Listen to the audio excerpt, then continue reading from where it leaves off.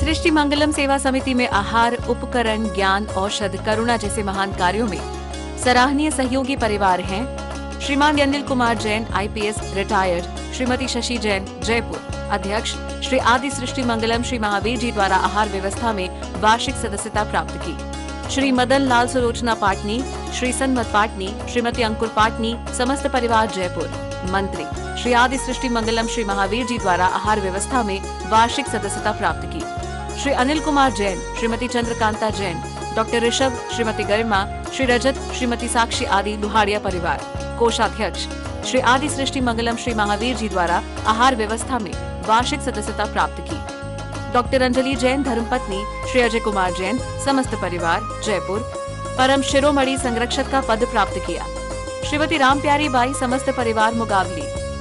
श्रीमती विमला जैन, श्री नरेश, रीता जैन, अर्पित, कृति जैन, अंकित, शिवांगी जैन, वत्सल जैन, महिता जैन, सहज जैन, चंद्रनगर अजमेर। श्री विनय कुमार जैन, श्रीमती सरिता जैन, पुत्र श्री अंकुर जैन, पुत्र वधू श्रीमती सीमा जैन, पौत्र दिव्यम जैन, शालीमार बाग दिल्ली। श्रीमान निर्मल जैन, अहमदाबाद, शिरोमणि संरक्षक का पद प्राप्त किया।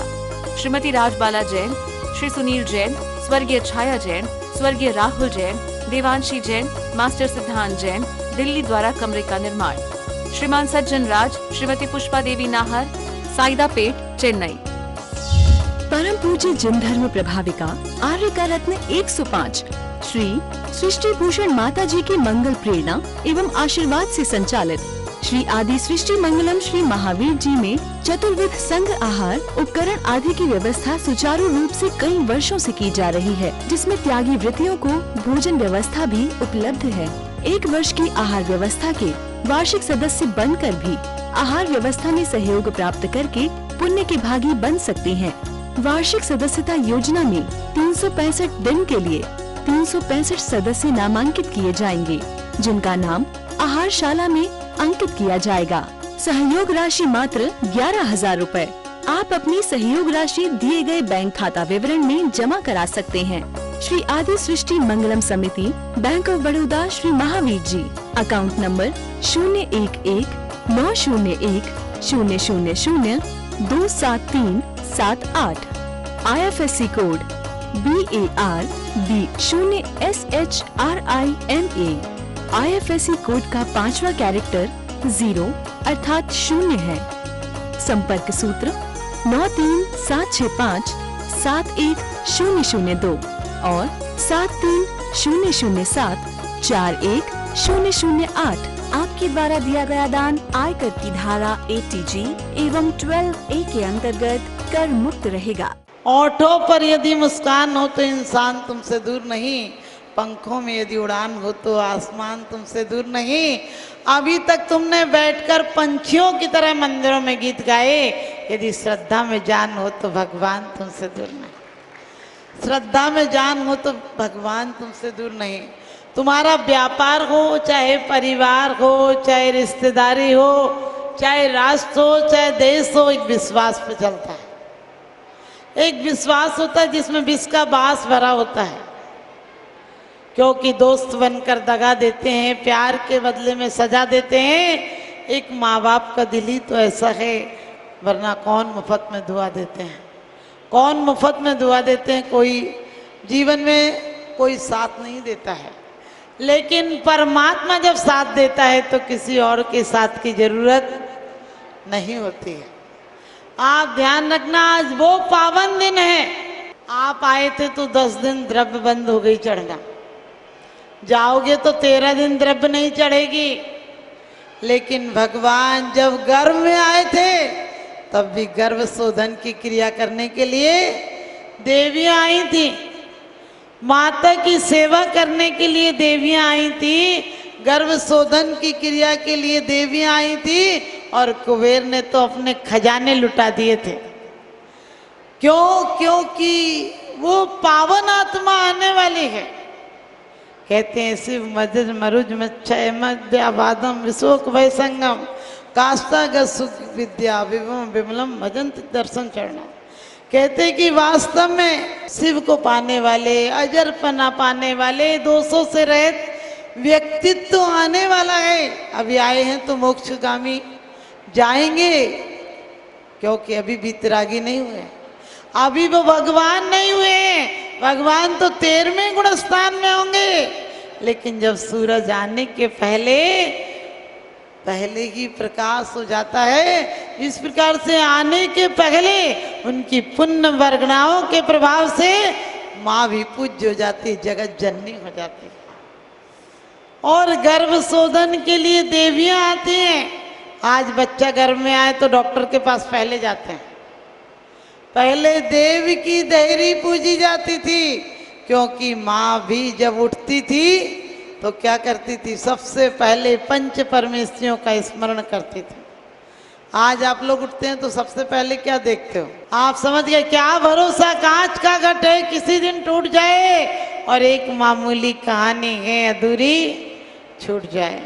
ये तो कहानी है, चाहे कितने भी बढ़ा लो, इसका कोई इतिहास नहीं होता है। हमें इतिहास नहीं पढ़ना है, हमें आगम पढ़ना है, क्योंकि आगम वो पुण्य पुरुषों का चरित्र है जो पति से भी परमात्मा बन गए और नारकी से भी नारायण बन गए, तिर्यंच से तीर्थंकर बन गए।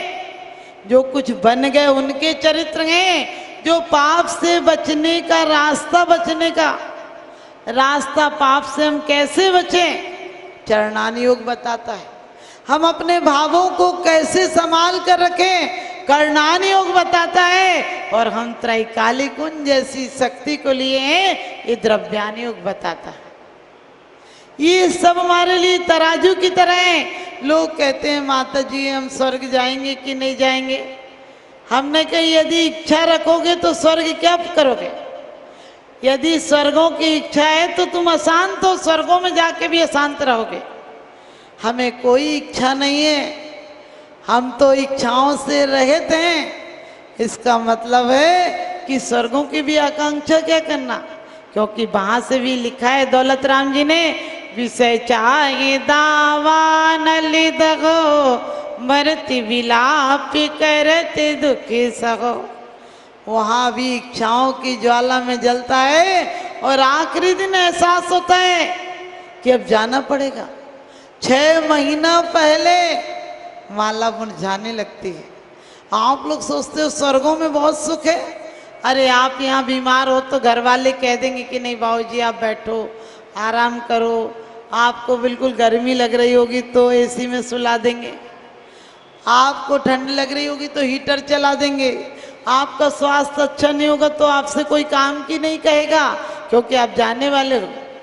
लेकिन इंद्र ने क्या आदेश दिया था नीलांजना को, जिसे मरना हो और उसे नाच का कहा जाए, सोचो उसे नाच सूझेगा। उसकी कितनी मजबूरी रही होगी, उसे पता तो था आयु समाप्त होने वाली है। लेकिन देवों गति में बहुत दुख है, क्योंकि ठीक है भोगों की अपार सामग्री है, लेकिन मानसिक शांति नहीं है। क्योंकि आप सोचो, एक तो इंद्र बना है और दूसरा चाकर बना है। एक तो सिंहासन पर बैठा है, दूसरा दरवाजे के बाहर खड़ा है। एक तो स्वयं उस पर बैठा और दूसरा वाहन बना है। कितनी तकलीफ होती होगी। ध्यान रखना, हमारा मजा मकान में नहीं है, हमारा मकान का मजा किसी के झोंपड़ों के बीच रहने का है। आप एक गांव में मैं गई बिहार करते हो, बोले सरपंच की कोठी है। वो कोठी तो दिख ही नहीं रही थी, एक छोटा सा मकान सा था, बरामदा था और थोड़ा सा एक आध कमरा होगा। बोले कोठी है कोठी है। मैंने कही कोठी कहाँ है? वो कहने लगे कि माता जी हमारे गांव में सारे कच्चे झोंपड़े हैं तो एक ही कोठी है। आप समझ गए, उसकी भी अकड़ थी अपनी। हम भी सोचते हैं हम कुछ हो जाएंगे, क्योंकि कहते हैं मानसी प्रकृति मव्यतीतवान देवता सपिच देवता यथा नाथ परमास देवता। क्या कहते हैं कि भगवान तुम मनुष्य नहीं हो, मनुष्य से ऊपर हो, और तुम देवता भी नहीं हो, तुम परम देवता हो। और मनुष्य भी आप जैसा बनना चाहे तो आप जैसे कार्यों को करे। आप जैसे कार्यों का मतलब हम कार्य सब कर लेते हैं, हम उपवास कर लेते हैं लेकिन अपने अंदर नहीं जाते हैं। हम माला फेर लेते हैं लेकिन मन को नहीं घुमाते हैं। हम वस्त्र बदल लेते हैं और अंदर का मन वही का वही गंदा रहता है। हम भगवान आज के दिन हम कोशिश करें कि हमारा लक्ष्य भी जैसे आज आपने जीवन भर मकान, दुकान, ऑफिस, फैक्ट्री जो भी करा है, उसके अलावा भी एक लक्ष्य है, हम परमात्मा बने और परमात्मा के पहले धर्मात्मा बने। आप लोग कहते हैं, कई कई बार लोग कहते हैं माता जी वो इतना धर्म करती थी, उनकी समाधि बिगड़ गई। मैंने कहा वो क्रिया कांड तक उलझ कर रह जाओगे तो आत्मा की उपलब्धि नहीं होगी। क्रिया कांडों से उपलब्ध होने वाली आपको क्रिया कांड का सुख मिलेगा, लेकिन यदि आत्मा का सुख पाना है तो इस समय भी आत्मा प्रसम, संवेग, अनुकंपा और आस्तिक गुण लाओ। हमेशा प्रसन्न रहो। हमसे कई लोग बोलते हैं, परसों आपके यहाँ से कुछ महिलाएं आई, गंज वाली थी, बोली माता जी आप वैसी की वैसी हो, क्या वजह है? हमने कहा हम भाव को वैसा का वैसा रखे हैं, क्योंकि आदमी ये सोचो कि जाना ही है तो कुछ करके नहीं जाना है, कुछ छोड़ के जाना है। हमने कर कर के संसार बढ़ाया है, हमें निकम्मा होना है। निकम्मा किसको कहते हैं? आप लोग निकम्मा किसको कहते हैं? जो काम नहीं करता वो निकम्मा। निकम्मा अट्ठ गुणा किंचुणा चरम दे दो सिद्धा लोए गिरदा वसदा। कहते भगवान आप निकम्म हो, आपने कोई कर्म नहीं है। और बहुत अच्छी बात अपन ने अभी पढ़ी थी कि आप भगवान कर्मों से रहते हो। कौन से कर्मों से रहते हैं भगवान? कभी आपने विचार किया? द्रव्य कर्म, भाव कर्म और नौ कर्म। हम जैसे भाव कर्म करते हैं वैसे द्रव्य कर्म बनते हैं, और जैसे द्रव्य कर्म मानते हैं वैसे ही नौ कर्म आते हैं। अब आपको ये बात तो ऊपर से जा रही होगी, क्या द्रव्य कर्म, क्या भाव कर्म, क्या नौ कर्म। ध्यान रखना, जो राग द्वेष परिणति करते हो वो भाव कर्म है। आप यहाँ बैठे हो और सोच रहे हो क्या पता बेटा ने दुकान खोली होगी कि नहीं, आज जाके उसे ये बात कहूँगा क्योंकि उसने मेरे से कही थी। अब क्या कर रहे हो? इस समय भी आप भाव कर्म बांध रहे हो, और भाव कर्म के माध्यम से पुद्गल वर्गनाएं लोक में ठसा ठस भरी हैं। आप कहोगे माता जी दिखती तो है नहीं। यदि दिखती नहीं तो आप मोबाइल ऑन करो, उसके बाद आपको पता चल जाएगा। आप आरती पूजन देखना चाहो तो वो दिख जाएगी, और आप यदि मार काट टीकरन और रूस का झगड़ा देखना चाहो तो वो दिख जाएगा, क्योंकि पुद्गल वर्गनाएं ठसा ठस पड़ी हैं। हम जो लगाते हैं वही पुद्गल वर्गनाएं हमारे सामने प्रस्तुत हो जाती हैं। और जब द्रव्य कर्म ऐसे कर लेते हैं हम आकर्षित हो जाते हैं उनके प्रति, या वो हमारे प्रति आकर्षित हो जाते हैं। उसके बाद हमें जो निमित्त मिलते हैं, भोग की सामग्री मिलती है। आप लोग कहते हैं माता जी घी है तो खा नहीं सकते। आपको रोटी देखकर, बहुत अच्छे पकवान देखकर भूख लग जाती है। ये क्या है? क्षुधा वेदनी के लिए आपने क्या किया है? निमंत्रण दिया है। आप लोग रोज क्षुधा वेदनी नास्कार चढ़ाते हो। आपने पढ़ा ना भी, व्यंजन के विविध समूह प्रभु तन की कुछ क्षुधा मिटाते ना, कि वास्तव में तन की क्षुधा ये नहीं मिटा पाते हैं, क्योंकि आत्म की क्षुधा मिटाने में ये निष्फल होकर रह जाते हैं। लेकिन आपकी यदि भूख मिट जाए तो बताओ, भगवान के यहाँ श्रीफल चढ़ाने आओगे कि डॉक्टर के पास जाओगे? यदि भूख मिट जाए तो क्या करोगे? डॉक्टर के पास जाओगे। देखो झूठ बोलते हो, क्षुधा रोग विनाशनाय। और पेट की भूख तो बहुत वफादार है, टाइम से लगती है। आप देखो 12 बजे खाते होंगे तो 12 बजे के पहले बेचारी लगेगी नहीं। और अब तो बदनसीबी है कि रोटी भी दवाई के माध्यम से पचा पाते हो, रोटी भी नहीं खा पा रहे हो। क्यों नहीं खा पा रहे हो? क्योंकि जो वीर्यांतराय कर्म का क्षय उपशम होता था, जिससे पचाने की शक्ति आती थी, वो वैयावृत्ति भूल गए हो। पहले देव पूजा बाद में काम दूजा। आजकल लोग कहते पहले पेट पूजा बाद में काम दूजा। दिन्नो हवे धन्नम, पहले देना तब तू धन्य होगा। दानम पूजा मुखम ना साव्या तेण बिना। दान और पूजा मुख्य है। दान किसको देना? व्रतियों को देना। पूजा किसकी करना? देव की करना। आप लोग सच बताना कितने लोग पूजा करते होंगे? भगवान को गर्दन ही झुकाओ बहुत है बड़ी। पूजा कौन करता? और पूजा करने भी जाते हो ना तो पूजा करने नहीं, अपना पर्चा पकड़ाने जाते हो भगवान को। और जरा सी बात पे तुम्हारा विश्वास खत्म हो जाता है। बोले माता जी पहले तो भगवान में सत्य ताब नहीं। हमने कही क्यों? बोले बड़े बेटे की तो नौकरी लग गई थी, अब छोटी को कह रहे तो कर ही नहीं रहा। हमने कही बिल्कुल नहीं करना चाहिए। बोले क्यों? हमने कही छोटे छोटे काम भगवान करने लगेगा, ये तो घूसखोर अफसर भी कर देता है। ध्यान रखना, हम भगवान से घर के छोटे मोटे काम नहीं मांगेंगे, ये तो हमारे कर्मों के अनुसार अपने आप हो जाएंगे। मांगना है तो वो शाश्वत सुख मांगेंगे जिसके बाद कभी ना दरिद्रता आएगी, ना अपमान होगा, ना बुढ़ापा आएगा, ना रोग होंगे, ना शोक होंगे, ना विषाद होगा, ना भय होगा, ना चिंता होगी। वो सब मांगेंगे।